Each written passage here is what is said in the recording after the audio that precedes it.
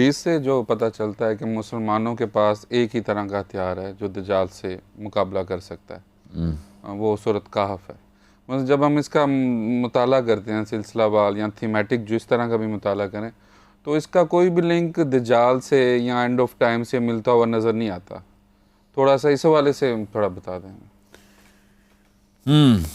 तो पहले तो करीना सेट कर लेते हैं कि क्या हम जो चीज़ जैसे अरबी है, अरबी ज़बान है, अरबी ज़बान में कुछ ऐसे ग्रामेटिकल उसूल हैं ग्रामर के जो कि कुरान से लिए जाते हैं। कुरान ने जिस तरीके से ग्रामर का इस्तेमाल किया वो उसूल बनाती है, उसूल फॉलो नहीं करती खाली। बिल्कुल इसी तरीके से इस फार्मूले को, इस करीने को समझें कि नबी अलैहिस्सलाम ने जब कोई बात किसी मामले के सुलझाव के लिए बताई है तो हम करीना यही रखेंगे कि सूरह कहफ को अब हम उस चाबी की तरीके से इस्तेमाल करेंगे और वो वाले ताले ढूंढेंगे जिस पे चाबी लगती है। समझ रहे हैं? अगर हम चाबियां बनाएं ताला देख के तो ये उसूल टूट रहा है जो कि एक नॉर्मल सेंसिकल तरीके से हम काम करते हैं दुनिया में, क्योंकि हमें पता नहीं होता।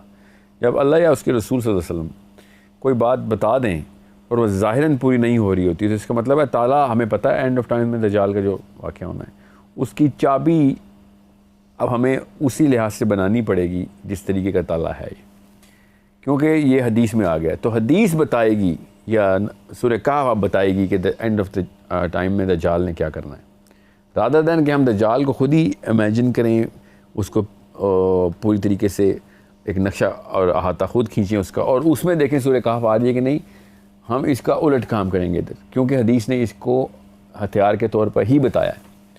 अब सूरह कहफ के थ्रू हमें पता चल जाएगा एंड ऑफ टाइम्स में क्या क्या हो रहा होगा। इतनी बड़ी ताकत है हमारे पास, ये फोर्स साइट देती है, ये इतनी बड़ी दूरंदेशी की दूरबीन है हमारी, ये टेलीस्कोप है एक्चुअली, कि हमें पता चल रहा होगा कि उस वक्त क्या क्या हो रहा होगा।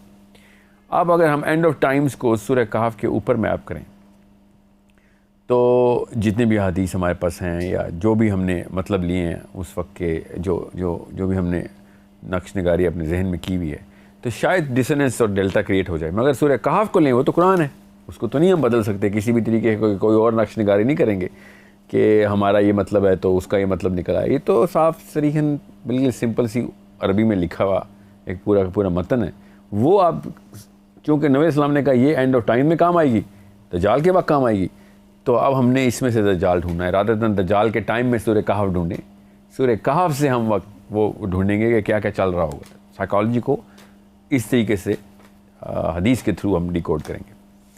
अब हम एक हदीस जो कि मैं आपको बताता हूँ जिसके थ्रू काफ़ी हद तक आसानी हो जाएगी आपको, क्योंकि वाकई ज़ाहिरन सूरह कहफ के अंदर दज्जाल का तो लफ्ज़ भी नहीं है, ईसा इब्न मरियम का लफ्ज़ नहीं है, एंड ऑफ टाइम्स का भी कोई तज़किरा नहीं है।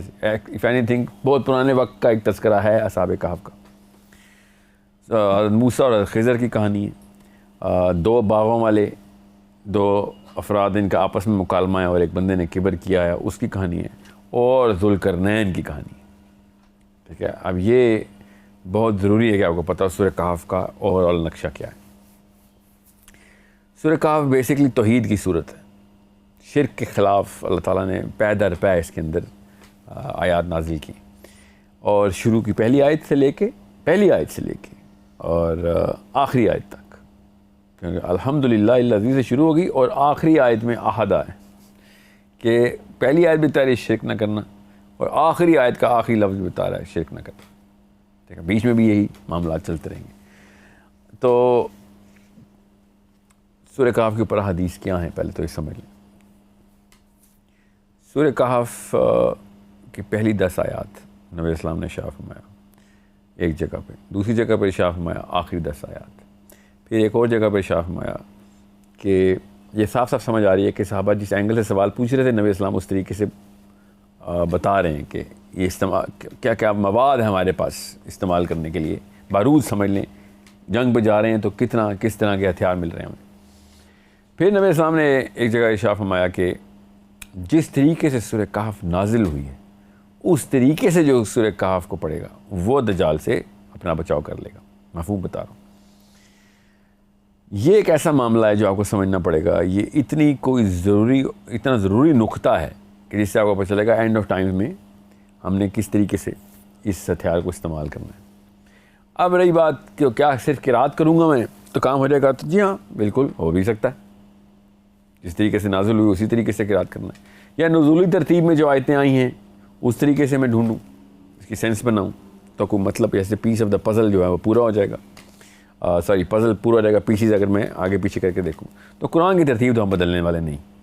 कुरान की तरतीब तो खुद कुरान है, तो पज़ल पूरा का पूरा सॉल्व हो चुका हुआ है। इसको हमने अब डी कोड कैसे करना है, ये इतना ज़रूरी है कि तमाम मुसलमानों को पता होना चाहिए, स्पेशली स्टूडेंट्स को, कि किस तरीके से आपने समझना है। एक ऐसी हदीस मैं आपको अभी सुनाता हूँ, मुस्तनद हदीस, कि जिसके बाद और ज़्यादा इंटरेस्टिंग हो जाएगी सारी की सारी, ये पूरी की पूरी जो स्टोरी है।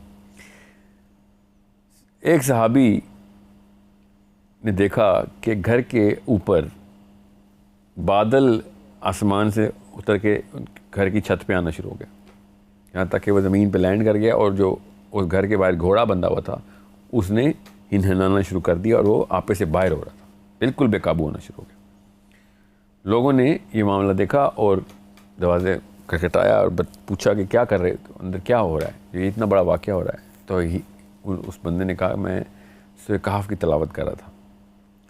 ये वाक़या नबी इस्लाम तक पहुँचाया गया। नबी इस्लाम ने कहा कि वो सकीना है, सकीना, याद रखिएगा ये लफ्ज़ नबी इस्लाम शर्मा है, जो कि अल्लाह ताला ने नाजिल किया था तेरी किरात की वजह से, जो सूरह कहफ पढ़ रहा था।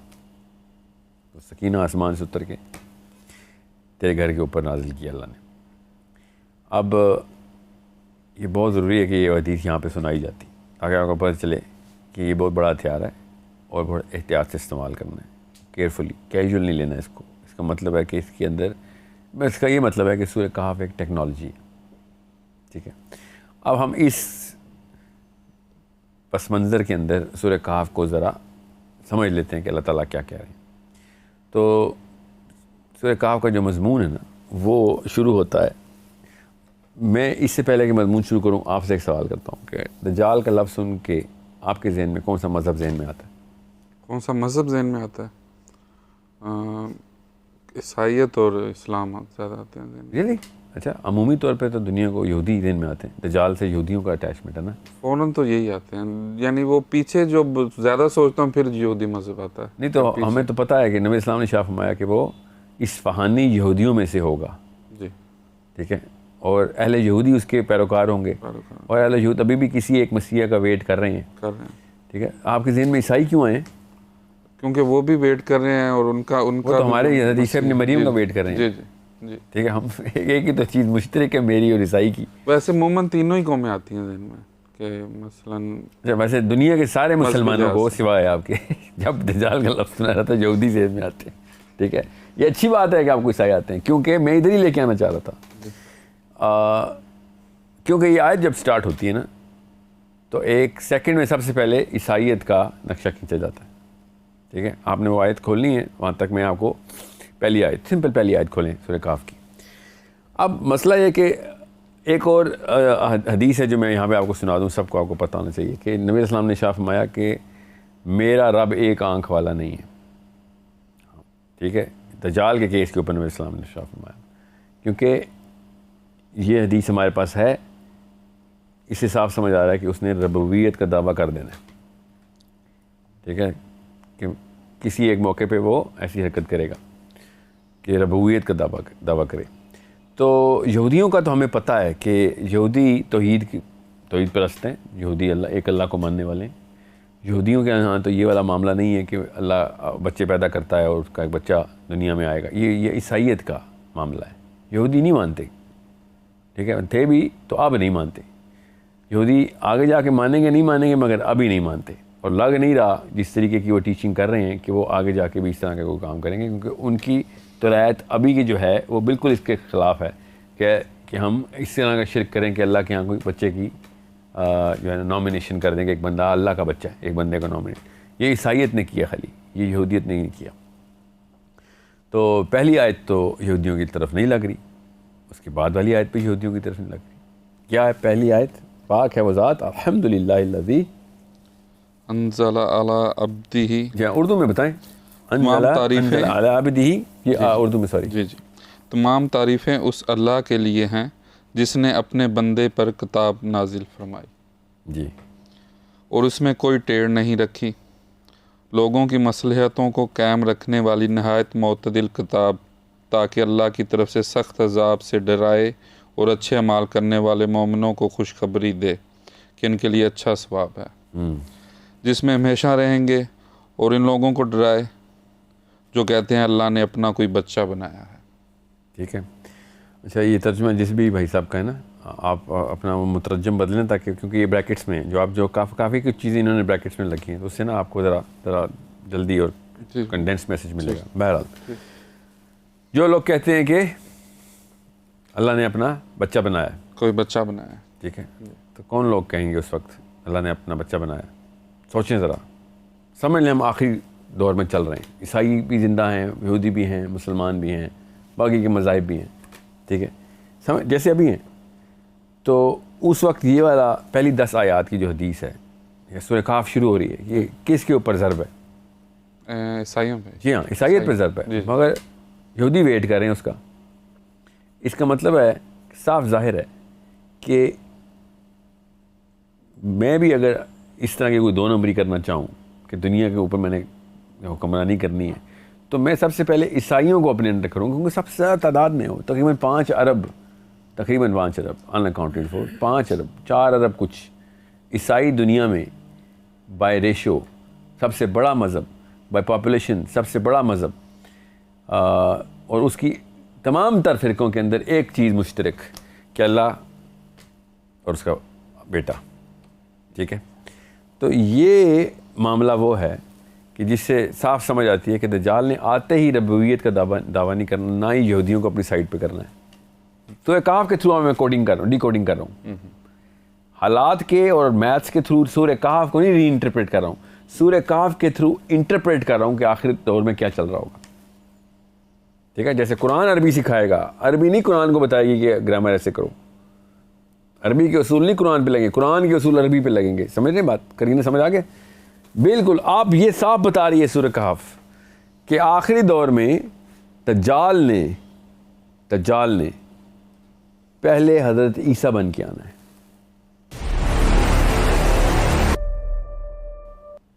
सूरह कहफ बता रही है, क्योंकि ये आयत यहूदियों के ऊपर लगती नहीं है, इसका चलाक नहीं है। इफ एनीथिंग, यहूदी भी इस आयत को सुना के ईसाइयों को समझा सकते हैं कि भाई मुसलमान भी ये कहते हैं, हमारी किताब भी ये कहती है, तुम लोगों ने क्या ये एक नया शोशा छोड़ दिया। और ये बड़ा ही घिनौना इल्ज़ाम है जो तू अपने रब पे लगा रहा है कि वो बच्चा पैदा करके बैठा हुआ, कि अल्लाह ताला ने यहूदियों को भी बताया, हमें भी बताया कि ये बहुत ही गंदा इल्ज़ाम लगाते हैं अल्लाह, ठीक है। तो अब आते हैं उस हदीस की तरफ जो मैं आपको सुनाता हूँ, गौर से समझें। हदीस नबी अस्सलाम ने शाह फरमाया कि मैंने देखा काबे में, ठीक है, एक ख्वाब है कि ईसा इब्न मरियम, और समझें, ईसा इब्न मरियम कुछ लोगों का सहारा लेके, कंधों पे हाथ रख के काबे का तवाफ़ कर रहे हैं, बाल उनके गीले हैं और पानी टपक रहा है, ठीक है, और वो काबे का तवाफ़ कर रहे हैं। नबी सल्लल्लाहु अलैहि वसल्लम फरमाया कि मैंने उनके बिल्कुल पीछे देखा तो दज्जाल खुद बिल्कुल इस तरीके से लोगों का सहारा लेके ईसा इब्न मरियम के पीछे पीछे काबे का तवाफ़ कर रहा है, ठीक है। अब दज्जाल तो मक्का मदीना में एंटर नहीं हो सकता ना, तो ख्वाब को इस तरीके से नहीं लेंगे हम। ख्वाब को कैसे लेंगे कि नबी इस्लाम हमें पूरी उम्मत को बता रहे हैं कि ये मिमिक्री करेगा, ये हाथा कर रहा है, सीख रहा है कि ईसा इब्न मरियम किस तरह के हैं, क्या पहनते हैं, क्या मतलब ख्वाब में ये बताया जा रहा है कि उनकी कॉपी करेगा ही करेगा। क्यों? क्योंकि इसको वो मैथ्स चाहिए, वो हिसाब किताब पूरा कर रहा है कि सबसे ज़्यादा लोग तो ईसा इब्न मरियम को फॉलो करने वाले हैं। मैं अगर मुसलमानों को धोखा देने के लिए मुसलमानों के बेस में आ जाऊँ और कुरान सिखाना शुरू कर दूँ तो क्या हो जाएगा? 1.5 अरब बंदा आ जाएगा। मगर ये लोग तो वेट ही नहीं कर रहे, ये लोग वेट कर रहे हैं असली ईसा इब्न मरियम का। मतलब हमारी बात कर रहा हूँ, ये लोग तो अल्लाह के बच्चे का वेट नहीं कर रहे। और अगर एक बंदे ने ईसा इब्न मरियम बन के आना है, ठीक है, तो मुसलमानों को कन्विंस करने के लिए उसको क्या करना पड़ेगा? मैं अगर झूठा बंदा इनकार करना पड़ेगा, क्या करना? हज़रत ईसा अल्लाह के बेटे, इस बात का इनकार करना पड़ेगा। जी, सबसे पहले इनकार करना पड़ेगा कि मैं अल्लाह ताला के यहाँ कोई इस तरह का काम, ये इल्ज़ाम लगाना बंद करो, अल्लाह का कोई बेटा नहीं है। जैसे ही वो बोलेगा 3 अरब की फ़ौज हाथ से हाथ धो बैठेगा। समझते हैं? ये गौर से समझने वाली बात है। तो अगर उसको बड़ी आर्मी चाहिए तो सबसे पहले उसने उस क्लेम के अंदर आना ज़रूरी है कि मैं अल्लाह का बेटा हूँ। ईसा इब्न मरियम बन के आएगा, ये क्लेम करेगा, तो ईसाई उसके साइड पे आ जाएंगे, क्योंकि काम तो वो पूरी तरीके से समझता है कि क्या क्या कारनामे करने पड़ेंगे कि कौन सी कौम मेरे ताबे आएगी। अब मुसलमान भी इस बारे में पूरी तरीके से अपना इत्मीनान रख के बैठे हुए कि हमें मौजज़ों की ज़रूरत नहीं होती किसी बंदे को मानने के लिए। हमारा अपना नबी, मौजज़ों के बग़ैर हम नबी के ऊपर ईमान लाए हुए मोहम्मद मुस्तफ़ा सल्लल्लाहु अलैहि वसल्लम पे। ईसा इब्न मरियम भी आज आ जाते हैं तो हम में से कोई ये नहीं कहेगा कि ओ या ईसा इब्न मरियम, हम तभी आपको मानेंगे ईसा जब कोई मुर्दा ज़िंदा करके दिखाएंगे तो, या किसी अंधे को आंखें देख के दिखाएंगे तो। समझ रहे ना? ईसाई लेकिन जिस साइकोलॉजी के अंदर ढाले हैं सेंट पॉल की साइकोलॉजी, पॉलिन साइकोलॉजी बोलते हैं, उन्होंने क्लेम ऑफ ईसा इब्न मरियम रखा ही उनके मौजज़ों के ऊपर हुआ है। सो दज्जाल के पास तो और भी बड़े कारनामे हैं, ये तो खाली छोटा काम है मुर्दे को ज़िंदा करना उसके लिए, या फिर अंधे को आंखें दे देना। वो तो मरे हुए बंदे तक दुनिया में लाने का केपेबल है, जो कि कब्रों में ख़त्म हो चुके हैं। ईसा इब्न मरियम ने कब्र से निकाल के नहीं हड्डियों को ज़िंदा किया, मरे हुए इंसानों को जो दुनिया में भी मरे हैं उनको दोबारा से ज़िंदा करके दिखाया। ठीक है? तो दज्जाल के ऊपर पास तो जन्नत है और दोज़ख है, जो भी झूठी है। ठीक है? झूठी जन्नत असल में दोज़ख है, दोज़ख असल में जन्नत है, मगर सामने तो जन्नत और दोज़ख है। तो उसके पास बारिश करवाने की ताकत है, जो भी उसके पास कैपेबिलिटी टेक्नोलॉजी की है, उस पर ईसाई सबसे पहले यरगमाल बनाए जा सकते हैं। सबसे आसान शिकार है कौन? ईसाई। क्यों? बस ईसा इब्न मरियम का हुलिया और पूरी तरीके से कॉपी करनी है, और वो वाले काम करने की जो कौम कारनामों की मोहताज हो, मौजज़ों की मोहताज हो, करामतों की मोहताज हो, उनको मैंने दिखाने कारनामे और इन्होंने ताबे हो जाना। अब ईसाइयों के लिए भी किसी ऐसी हस्ती के ऊपर ईमान लाने के लिए ईसा इब्न मरियम का होना ज़रूरी है, चाहे झूठा नाम ही लगा रहा हूँ। इसके अलावा किसी का वेट नहीं कर रहे वो। ऐसा कोई आलिम नहीं है जिसका वो वेट करें कि यार ये बंदा मर गया था तो, या फिर एक बंदे का दर्जा इतना इल्म में हो गया तो हम इसको ईसा मान लें। नहीं, ऐसा नहीं। इल्म में जितना मर्जी हो जाए, जितना मर्जी तू पोप हो, तू ईसा इब्न मरियम का ग़ुलाम ही रहेगा। तुझे हम नबी नहीं मानेंगे, तुझे खुदा नहीं मानेंगे, तुझे कोई ऐसा रैंक नहीं देंगे जिसके बाद हम तेरी हुक्म की ताबेदारी में आ जाए। ये बहुत ज़रूरी है कि आपको पता हो कि क्यों ये सारी की सारी बातें मैं तफसील से बता रहा हूँ। अब जब सूरह कहफ बता रही है कि सबसे पहले तो ये वाला मसला आएगा तुम्हारे सामने, ये तो तुम्हें आसानी से बता देते हैं। कुरान पाक शुरू से बताता आ रहा है कि अल्लाह का बेटा कोई नहीं। ठीक है? अब मगर नबी अलैहिस्सलाम ने कहा मेरा रब दो एक आँख वाला नहीं है। ये मतलब हम इंसानी जिस्म नहीं मानते अल्लाह के हस्ती के अंदर।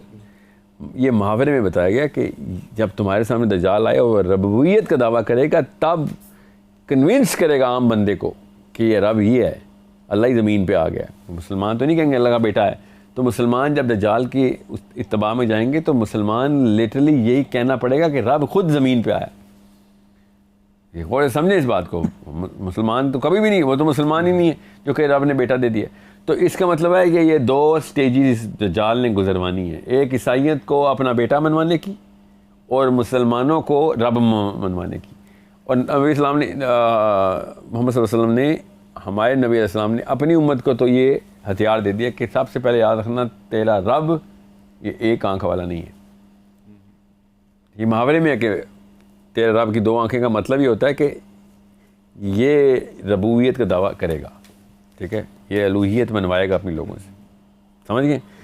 अब दूसरा चैप्टर जो है ना सूरह कहफ का, ये 10वीं-11वीं आयत से शुरू हो रही है कहानी असहाबे कहफ की। वो मैं आता हूँ उसके ऊपर क्योंकि वो बहुत ज़रूरी है कि एंड ऑफ टाइम में समझा जाए कि किस तरीके से हमने सूरह कहफ ने आगे कोडिंग करनी है। सबसे पहले ये पूरा नक्शा आपको बताना ज़रूरी है कि सूरह कहफ इतनी बड़ी लैंडस्केपिंग हमें बता रही है, इतनी विजडम बता रही है कि सबसे पहले तो मुसलमानों को ख़तरा किससे होना है?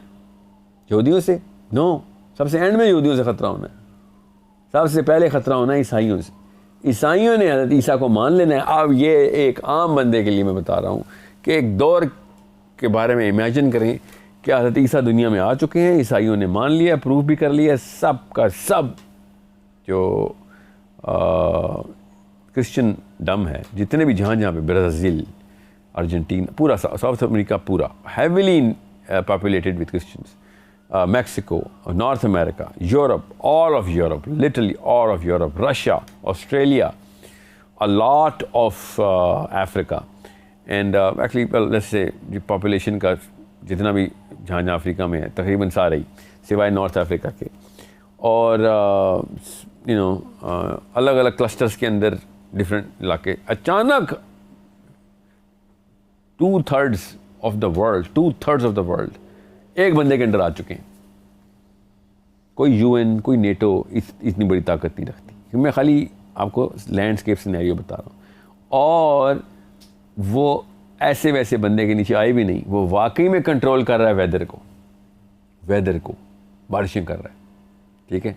और वो भी उस टाइम जिस टाइम पे कहत पड़ा हुआ है, 3 साल लगातार कहत का चलेगा, तब कहीं जाके नजात का ज़हूर होगा और वो बारिशें करवा सकता है। वो जो चाहो आपको मिलेगा, जो बंदा मर गया उसको ज़िंदा करके आपके सामने लेके आएगा। ऐसे मोजज़े करने वाले बंदे के नीचे सारे के सारे क्रिश्चियन जान की बाजी लगाने लगे हैं। क्रूसेड्स तो बहुत छोटा सा लफ्ज़ है। क्रूसेड्स तो एक ख़ास सेक्ट ऑफ क्रिश्चियनिटी के अंदर एक नाइट्स तैयार किए गए थे, उनके नाम के ऊपर फौज हुई थी। ये तो आम बंदा, साथ वाला बंदा अपने हमसाए के अंदर घर घुस जाए, क्योंकि उसका तो रब आ गया है, उसको तो ताकत मिल रही है डायरेक्ट। सोचे उस वक्त क्या गदर मचेगा, क्या हालात होने उस वक्त फितने के। फितना क्या होता है? ज़बरदस्ती, बेबसी कहते हैं फितना असल में। कि आम बंदा उस वक्त क्या पता 5 अरब हों, 6 अरब हों, इस वक्त 3-3.5 अरब का अब तो करंट आबादी जो ऑन रिकॉर्ड है, असल में ऑन रिकॉर्ड से तो कई ज़्यादा है। तो समझ लें आधी दुनिया बाकी की दुनिया को खाने के लिए दौड़ पड़ी है, और हर बंदे के पास वो वाली ताकत है जिसका मैं और आप भी मतलब अंदाज़ा भी नहीं लगा सकते। वो फितन का स्टार्ट होना उस वक्त ज़बरदस्ती किस बात में की जा रही होगी? सिर्फ एक बात पे कि इस पे बैत कर, और कोई ज़बरदस्ती नहीं की जा रही, बल्कि ज़बरदस्ती तो दूसरी तरफ की जा रही है। वरना तो ऑफ़र लग रही है हम सबको, हर गरीब को ऑफ़र लग रही है, तू जो चाह रहा तुझे मिल रहा है। मान लो ज़र से तुझे तोल दिया जाएगा। तेरे घर में बच्चे बीमार, बिल्कुल सेहतमंद हो गए, मर गए थे जानने वाले बच्चे मर गए थे, जिंदा हो गए, चल और क्या चाहते हैं हम? हमसे तो एक पीर नहीं बर्दाश्त होता, ऐसे इस्लाम निकाल के छीन लेके भाग जाता है। क्यों? चुटकी बजाते हैं, शोबदाबाजी कर जाता है। वो वाकई में उसकी दुआएं कबूल नहीं होती, मगर वो दुआ भी करने के लिए पता नहीं क्या क्या खा जाता है हमारा। लोग अपने बच्चे तक दे जाते हैं पीरों को, पहला बेटा हो गया पीर साहब की वजह से हुआ है, ठीक है। तो सोचें उस वक्त मुसलमानों में क्या हालात होने कि जब असल में वाकई में मरे हुए बच्चे लोगों के जिंदा करके देगा वो। ज़बू हाली ख़त्म, पैसों के मामलात ख़त्म, ज़रात के मामलात ख़त्म, वैसे रहन सहन के अंदर आपकी जो है ना किसी भी किस्म की डिफ़िकल्टीज़ ख़त्म, और सबसे बड़ी इमोशनल डिफ़िकल्टीज़ ख़त्म। आप बताएं कि क्या क्या क्या आफत का मामला होना है। क्यों? इस सब के पीछे एक चीज़ है जो देनी पड़ेगी। सब कुछ मिल जाएगा, सब जो आप सोच सकते हैं, हर तकलीफ़ से निजात, वह एक चीज़ देनी पड़ेगी। और वो क्या? कि भैया ईमान इस पे लेके आना पड़ेगा। और वो भी कोई ज़्यादा बड़ा मसला नहीं है, वो भी अल्लाह पे ईमान रखने वाला है। ये जुमला बोला जा रहा होगा, यह अल्लाह को मानता है, अल्लाह को मानता है। ईसाई अल्लाह को नहीं मानते, ईसाई अल्लाह को ही मानते हैं, तो ये भी अल्लाह को ही मानता है। तुम्हें और क्या चाहिए? सब कुछ तुम्हें वो करके दिखा रहा है। इसका मतलब है एक ही जुमला वायरल होगा उस वक्त कि ईसाई दुरुस्त थे, ईसाई दुरुस्त थे, ईसा इब्ने मरियम वाकई अल्लाह का बेटे हैं। उसके 2 वर्जन्स हैं अभी भी, प्रोटेस्टेंट्स के और कैथलिक्स के। एक कहते हैं खैर है तुमने नहीं बेटा मानना तो कोई बात नहीं, बेटा हम मुहावरे में बोलते हैं, असल में अल्लाह खुद नीचे आया हुआ है, असल में अल्लाह खुद नीचे आ गया। ये समझिए और से, ये ट्रांजिशन है। प्रोटेस्टेंट्स इस वक्त ये मानते हैं, कैथलिक्स मानते हैं अल्लाह ने खुद बेटा पैदा किया है। For God love the world so much that he gave the only begotten son. Begotten मतलब बेटा पैदा करके दिया है। प्रोटेस्टेंट्स कहते हैं नहीं, ये जॉन 3 चैप्टर 3 वर्स